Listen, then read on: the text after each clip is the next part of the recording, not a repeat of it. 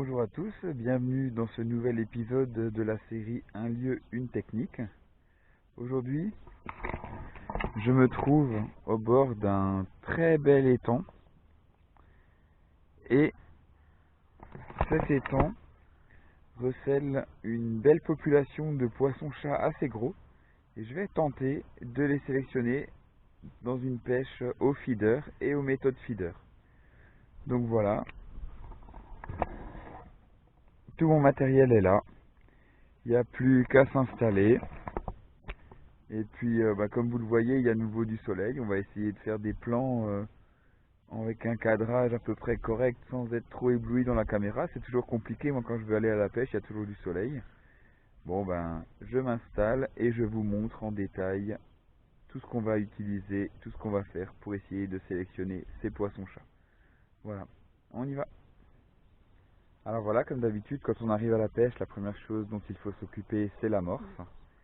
Donc le menu aujourd'hui va être assez simple. Voilà, donc on a un paquet d'amorces Halibut et Hemp Mix de chez Sensas. C'est une amorce très très riche, noire, avec beaucoup de pelets dedans et des micro-pelets qu'on va faire tremper pour mettre sur le méthode feeder.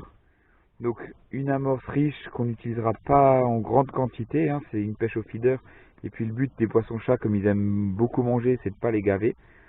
Et on va essayer aussi aux méthodes feeder, voir si on peut accélérer les touches en présentant une toute petite zone d'amorçage avec l'appât au milieu. Voilà, je vais mouiller à peu près la moitié de ce sac de 2 kg, faire tremper quelques pelets dans l'eau et ensuite les égoutter au bout de 5-6 minutes, les laisser encore gonfler. On rajoutera un tout petit peu d'amorce dans les pelets pour la partie méthode feeder. Voilà, on commence par ça et ensuite on s'installe. Bon voilà, on a bien avancé dans les préparatifs. L'amorce est prête, les cannes sont montées, la station est en place. Et j'aimerais revenir avec vous sur une fonctionnalité de mon fourreau que j'utilise pour le feeder qui est bien pratique quand on veut pêcher avec plusieurs cannes sur le même coup. Alors voilà, il s'agit d'un fourreau de la marque Matrix qui dispose d'une fonction qui s'appelle SMS, Smart Mark System. Et donc comme vous pouvez le voir, ce fourreau est livré avec 2 piquets et il y a une sangle avec un trou dedans. Et quand on étale les 2 piquets de là à là, eh bien on a un écartement de 3 mètres qui sert à mesurer la distance de pêche. Donc j'ai clippé la première canne à 30 mètres et je vais vous montrer comment je mets la deuxième canne à la même distance.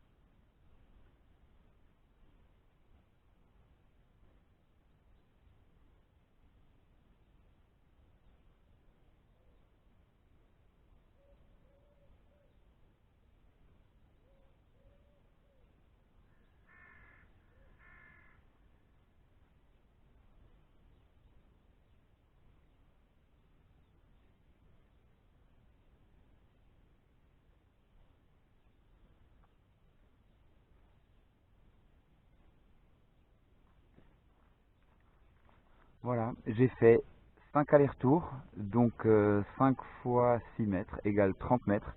Mes 2 cannes sont maintenant réglées à la même distance de pêche et on va pouvoir commencer. Alors je vais vous présenter le matériel qu'on va utiliser aujourd'hui. Pour pêcher aux méthodes feeder comme ça à courte distance, là c'est vraiment ma canne coup de cœur que j'utilise tout le temps. C'est une Drenan Acolyte Plus 10 pieds que j'ai couplé à un moulinet Daiwa Ninja Match Feeder 3012 garni avec du nylon de 25 centièmes.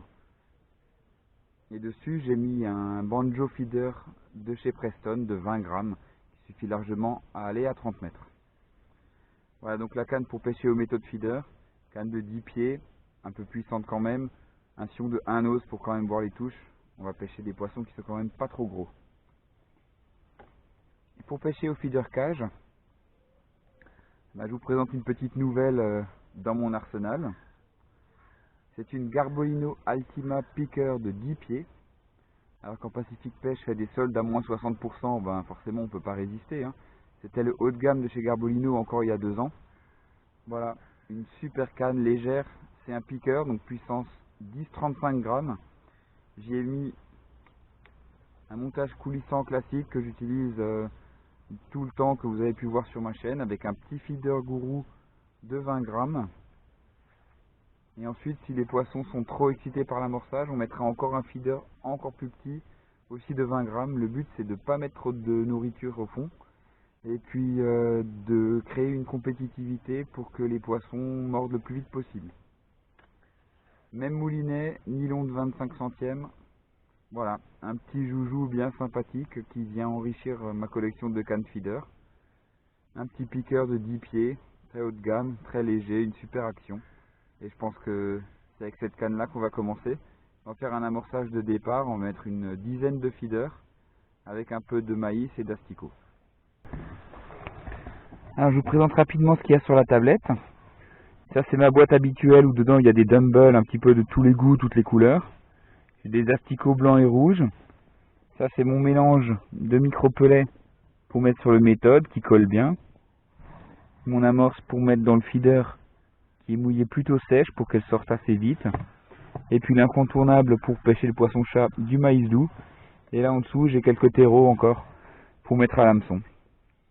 Voilà, ben il n'y a plus qu'à, j'installe les caméras et on commence la pêche. Voilà, donc amorçage de départ, de l'amorce, un peu de maïs, un peu d'asticot.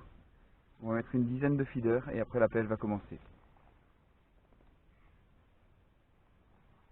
Je vous rappelle que pour l'amorçage de départ, le plus simple c'est de ne pas mettre de bas de ligne. Ça permet de gagner du temps, d'aller plus vite et puis de ne pas s'emmêler et de ne pas ruiner le premier bas de ligne de la session de pêche.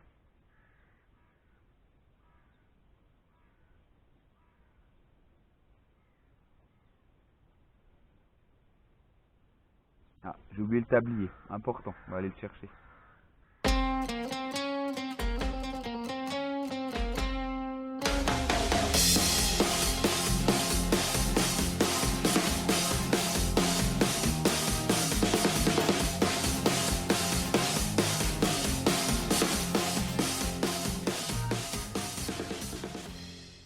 Voilà, reste plus qu'à mettre un bas de ligne. Je vais mettre un bas de ligne en 14 centièmes avec un hameçon de 16 pour commencer. Et puis je vais pêcher tout simplement avec 3 ou 4 asticots à l'hameçon, faire une grosse bouchée. Et puis on verra comment ça se passe à partir de là. Allez, la pêche commence.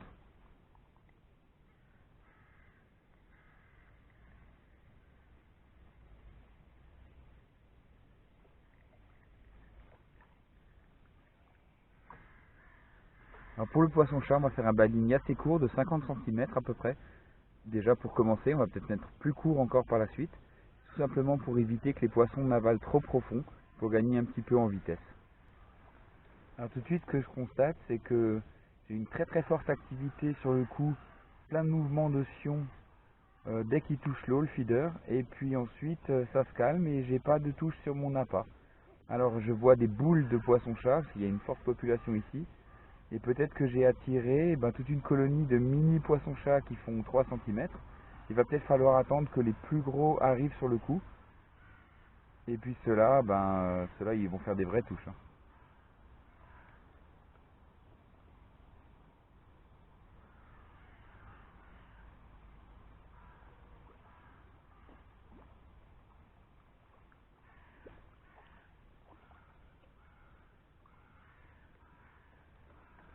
Voilà, pour le moment, ce que j'ai dû attirer, c'est cette taille-là.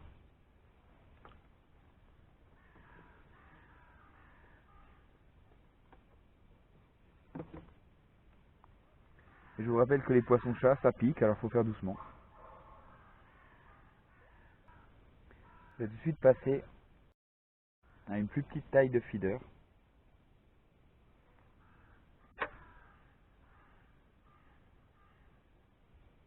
Voir si ça fait une différence, s'ils vont plus vite sur l'hameçon.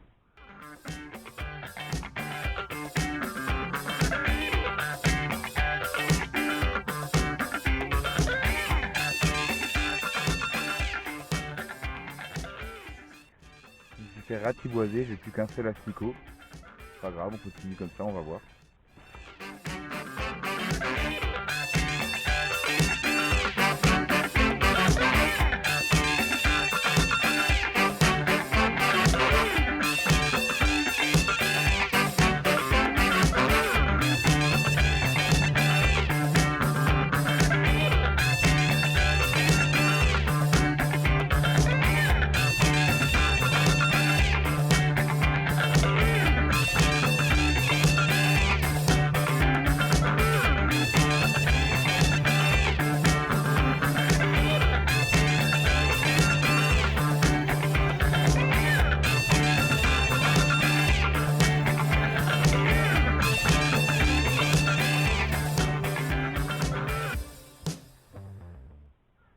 Alors on se rend très vite compte d'une chose, c'est que à ce rythme-là, il va y avoir beaucoup trop de nourriture sur le fond, très très vite. Donc il faut encore descendre de taille de feeder, parce qu'entre les touches ratées et les poissons pris, ça va faire trop d'amorce au fond et ça va rendre les poissons complètement fous. Donc il faut les calmer et changer de taille de feeder. Voilà, un modèle encore plus petit de chez Gourou, toujours en 20 grammes, que 2 carreaux de hauteur. Là il n'y a presque pas de nourriture dedans et ça va aider je pense. J'essaye aussi d'enfiler l'asticot sur l'hameçon pour essayer d'augmenter le nombre de touches ferrées. Sinon ça va être compliqué.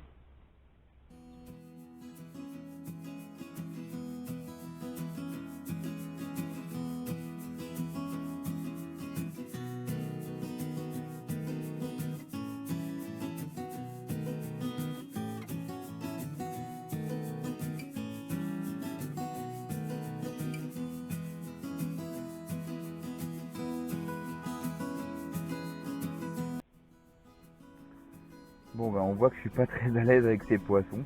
C'est pas une pêche que je pratique très souvent, en tout cas les poissons-chats ça pique et c'est très désagréable ensuite.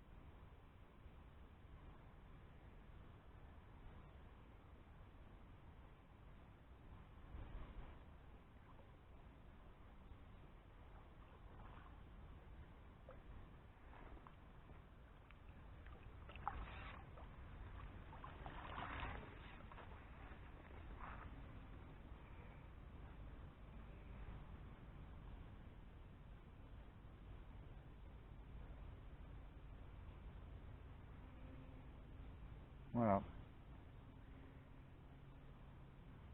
La taille augmente un peu. C'est pour ce genre de poisson là qu'on vient.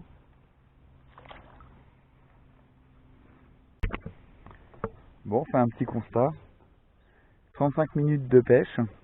Le rythme des touches, comme vous avez pu le voir, est effréné. Le feeder tombe dans l'eau, qu'il soit plein ou vide, parce que j'essaye de lancer des fois avec des feeders vides. J'ai une touche instantanément dans les 10 secondes qui suivent. Quelques ratés au ferrage quand même, parce que c'est des petits poissons. Et puis quand j'en ai un après, ben, il fait 5-6 cm de long, il a souvent avalé. Donc j'en ai pris qu'un seul qui était un peu correct. Et surtout j'ai déjà mal partout aux mains. Alors c'est vraiment des saloperies hein, pour ceux qui ont l'habitude de pêcher les poissons-chats. Ces petits poissons-chats qui ont des épines vraiment très piquantes, on a du mal à les saisir, ils gigotent dans tous les sens. Voilà, mais ça va faire partie du jeu, là ça me brûle déjà de partout. Alors je vais changer un petit peu l'angle de la caméra, essayer de vous montrer ça depuis la poitrine. et peut-être essayer de vous filmer le sion de la canne pour que vous puissiez voir à quelle vitesse il y a des touches. Allez, je mets ça en place et on continue à pêcher.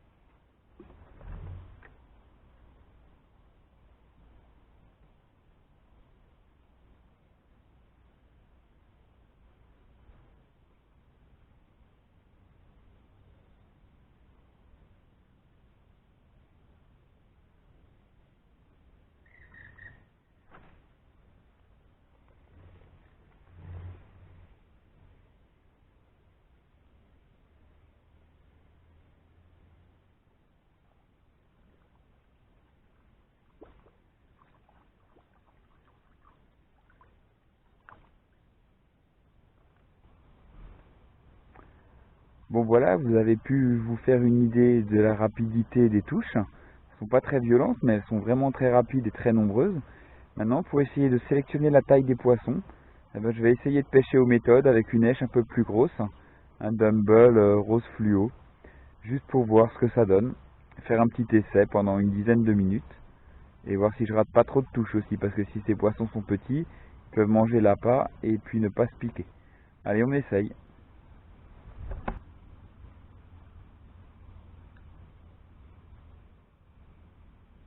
Voilà, un Dumble rose, une petite baline avec une bague. On va voir ce que ça donne.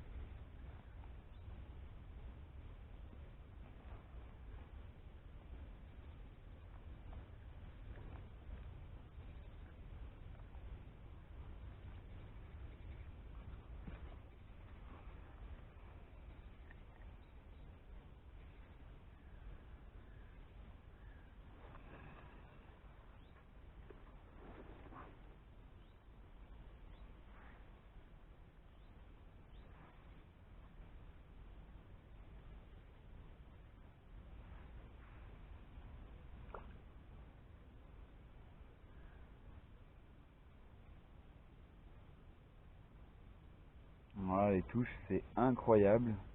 Les poissons sont en train de démonter le méthode feeder. Maintenant, il va falloir attendre qu'il y en ait un qui se pique pour de vrai. On va voir ce que ça donne.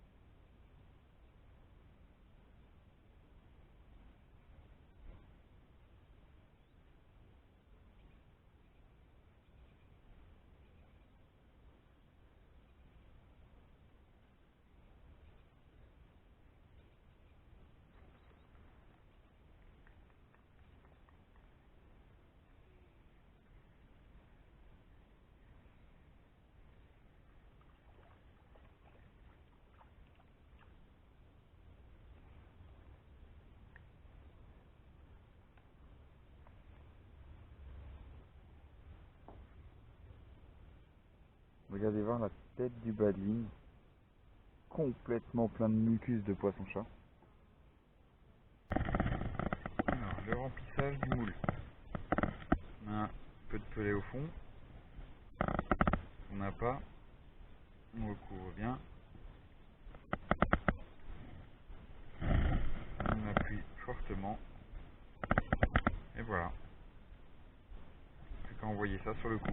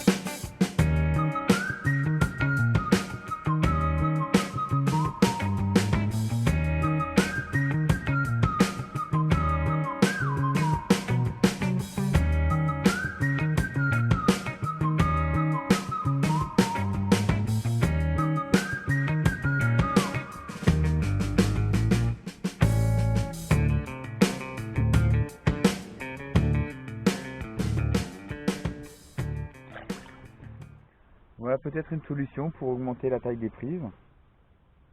Un appât plus gros, une technique plus sélective.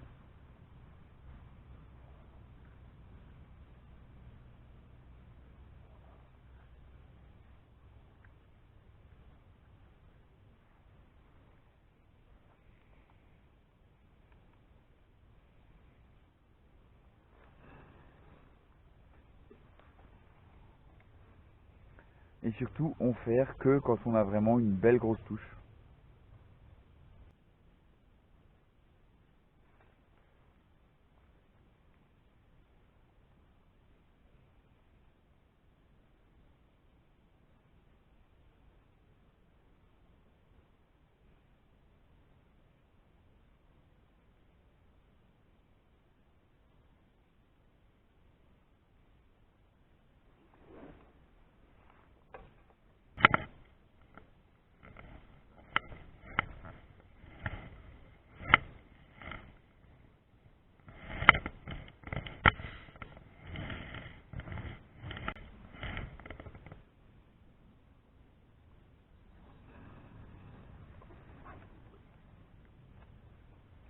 Bon, la technique a l'air de fonctionner, la taille moyenne des prises augmente un petit peu, on en prend un plus gros de temps en temps. On va continuer comme ça, c'est plaisant.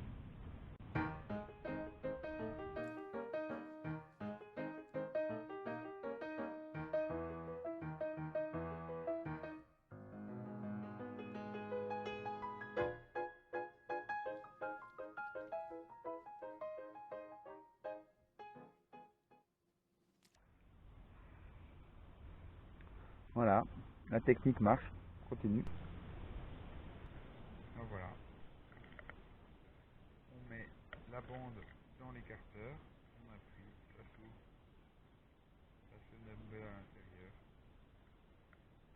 et on a un montage parfait. Spéciaux méthode feeder.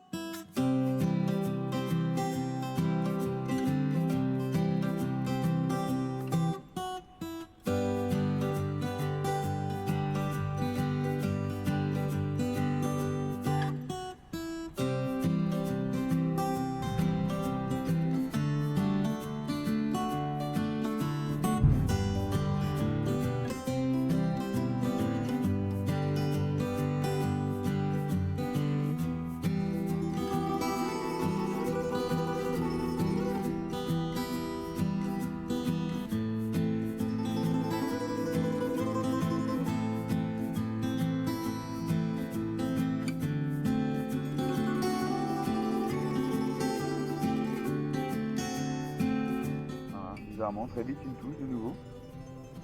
Bizarre, bizarre.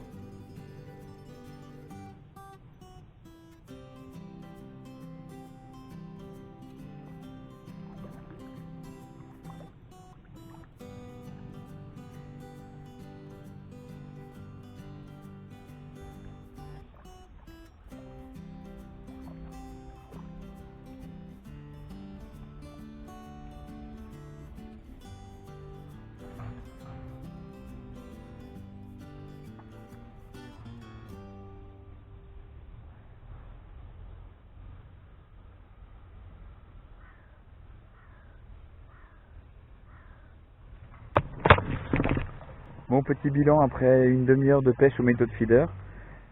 La moyenne des prises a nettement augmenté au niveau de la taille. Les poissons sont beaucoup plus gros, hein, ils doivent faire au moins l'équivalent de 6 ou 7 petits qu'on prenait au feeder cage. Par contre, le rythme des touches est moins élevé, mais au moins c'est plus plaisant, on rate moins de touches et c'est des touches bien marquées, classiques du méthode feeder. En tout cas, le mélange s'est très asséché avec le soleil et le vent. Je vais remettre un petit peu d'eau dedans pour que ça colle un petit peu plus. Et puis ben, c'est reparti, je vous laisse vivre avec moi la fin de cette partie de pêche, en tout cas la suite.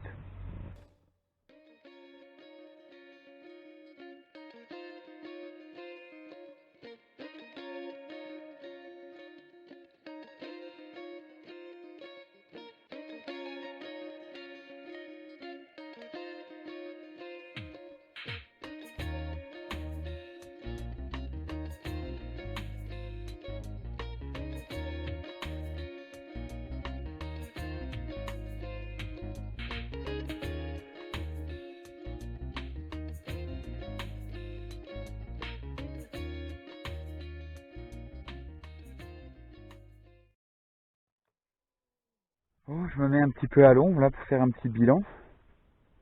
Il est midi moins quart, on pêche depuis 9 heures et le constat est sans appel, le méthode feeder est beaucoup plus rentable que la pêche au feeder cage. Les poissons n'avalent pas, donc on gagne beaucoup de temps au moment de les décrocher. Ils sont de taille moyenne beaucoup plus grosse, donc on peut mieux les tenir, on se fait moins piquer. Ensuite, le méthode feeder, j'ai arrêté d'utiliser le moule. Comme vous avez pu le voir, je le remplis juste avec le pouce, puisque c'est un banjo, donc c'est un méthode plat. J'écrase un peu d'amorce au fond, je place le dumbbell au milieu, j'écrase un peu d'amorce par-dessus. J'envoie ça et j'ai une touche très rapidement. Et c'est rentable, hein, en tout cas la pêche avance bien. La bourriche va pas être énorme parce qu'ils sont finalement pas aussi gros que prévu, parce que j'en ai vraiment pris ici en venant pêcher à la bouillette des très gros qui étaient presque gros comme des truites. Hein. Mais en tout cas, la moyenne des prises a bien augmenté et puis je vais pêcher peut-être encore jusqu'à 3 heures. Là, je vais faire une petite pause casse-croûte. Et puis à 15 heures, on sortira la bourriche et je vous ferai une photo finale. En tout cas, voilà, vous avez compris le principe. Un petit peu de pêche encore cet après-midi et place à la conclusion. Bon, ben pour pimenter un petit peu cet après-midi et pousser un peu plus loin le test de mon matériel, j'ai monté le même petit méthode sur ma Altima Picker et puis je vais continuer de pêcher cet après-midi avec cette canne là pour me faire une petite idée un petit peu de ce qu'elle a dans le ventre. Hein. Ça reste un piqueur, donc une canne assez souple et ben, sur ces chats un peu plus gros ça devrait travailler pas mal. Voilà, il n'y a plus qu'à remettre la caméra en place et on y retourne.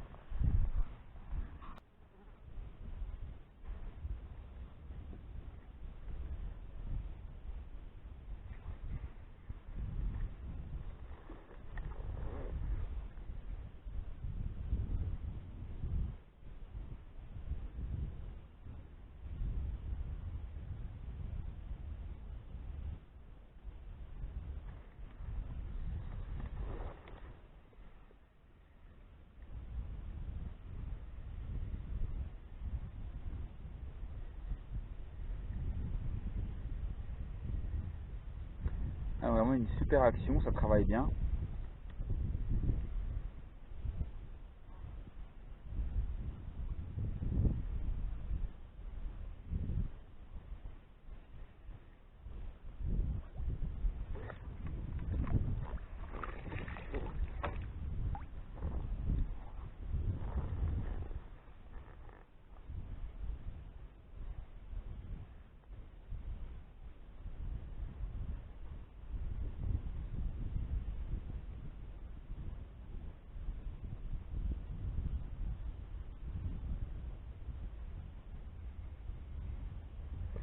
Celui-là, il a le bide tout gonflé. Il a dû bien se gaver de pelets et d'amorces.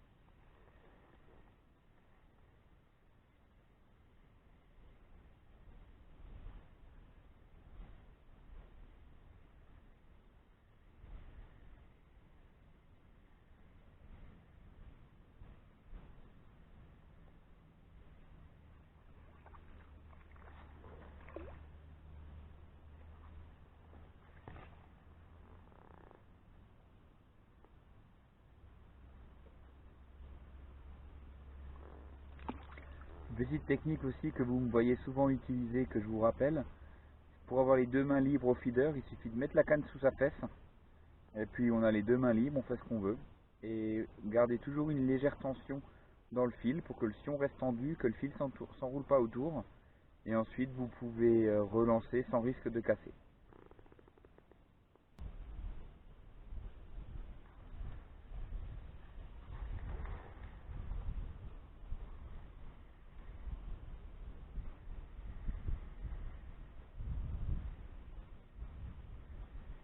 C'est vraiment super agréable à utiliser cette canne. Je m'imagine déjà pêcher les plaquettes, ça amortit très bien les coups de tête.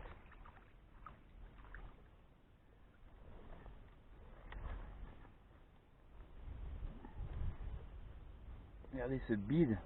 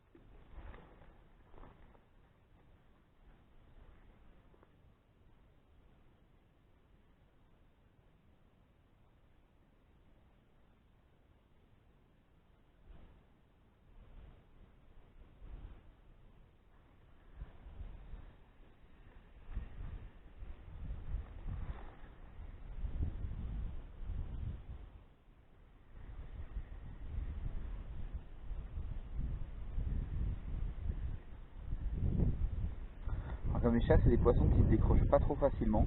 On peut les ramener en ligne droite.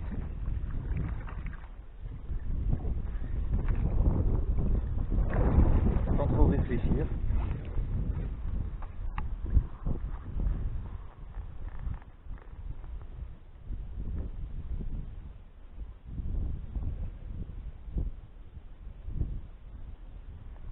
Voilà.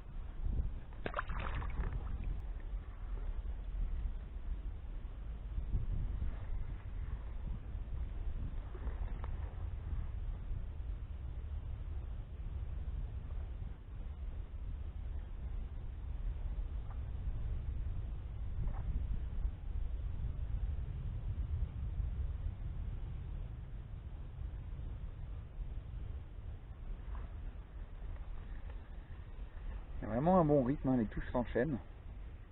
C'est très plaisant, surtout avec cette canne.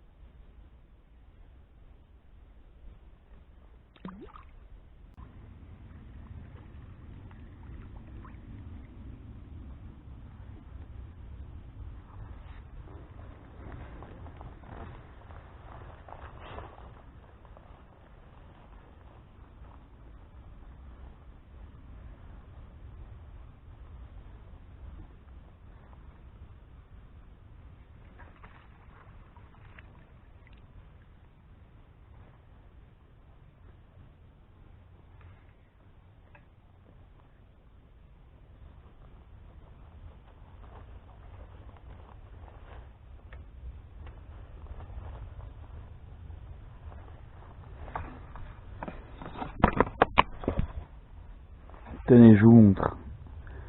Voilà la taille des chattes qu'il y a dans les boules. Ils font 4 cm. Il y en a des centaines, des milliers. Là, il y en a des tout petits là qui font peut-être 2 cm. Et voilà comment on remarque la présence de chats. Dans les étangs, ça commence par ça, par les boules. Et après, c'est le bazar.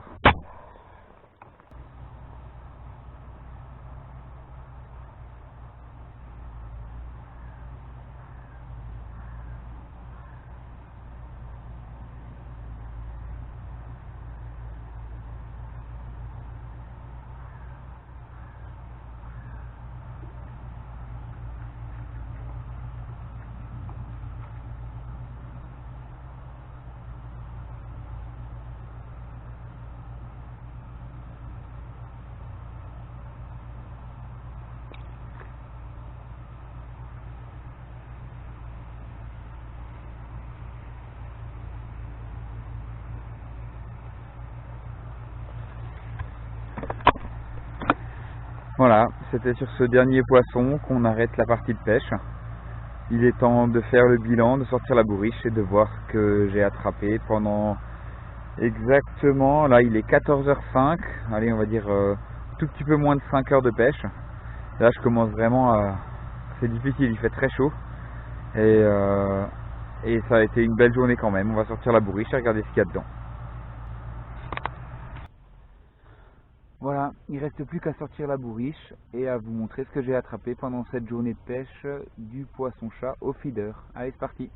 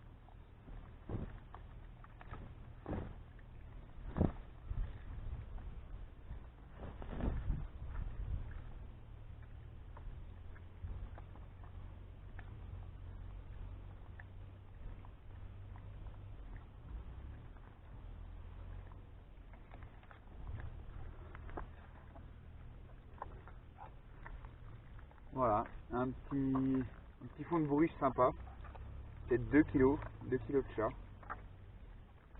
Je sais pas combien il y en a, je vais pas les compter parce que ça fait déjà assez mal aux doigts comme ça. En tout cas, merci d'avoir regardé cette vidéo et puis je vous dis à bientôt pour un nouvel épisode de la série Un lieu, une technique.